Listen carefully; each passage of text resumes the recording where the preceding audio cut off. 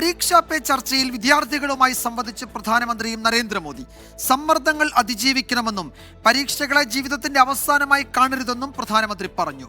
ഡൽഹിയിലെ സുന്ദർ നഴ്സറിയിലായിരുന്നു വിദ്യാർത്ഥികളുമായി പ്രധാനമന്ത്രി സംവദിച്ചത്.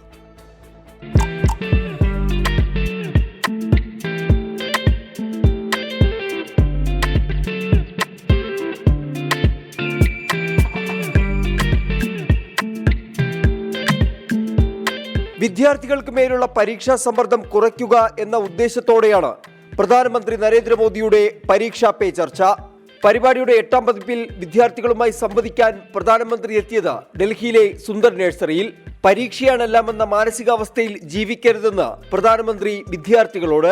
प्रेशर को मन में न लेते हुए अपना ध्यान, आज मैंने इतना पढ़ना तय किया था, ये अगर कर लेते हैं आप आराम से उस प्रेशर में से भी अपने आप को दिखा सकते. സമയം ഏതു തരത്തിൽ വിനിയോഗിക്കണമെന്ന് വിദ്യാർത്ഥികൾ ചിന്തിക്കണം. വർത്തമാനകാലത്തിൽ കൂടുതൽ ശ്രദ്ധ ചെലുത്തണം.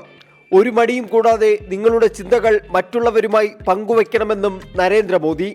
अगर वो गया तो यूं ही पास चला हो गया, वो रहता नहीं अपने आप में. अगर उसको जी लिया तो जिंदगी का हिस्सा बन जाता है. लेकिन जी कब सकते हैं? देखिए बहुत बढ़िया हवा चल रही है, लेकिन आपका ध्यान है कि हवा. വിദ്യാർത്ഥികൾക്ക് മാത്രമല്ല രക്ഷിതാക്കൾക്കും മോദി നിർദ്ദേശങ്ങൾ നൽകി.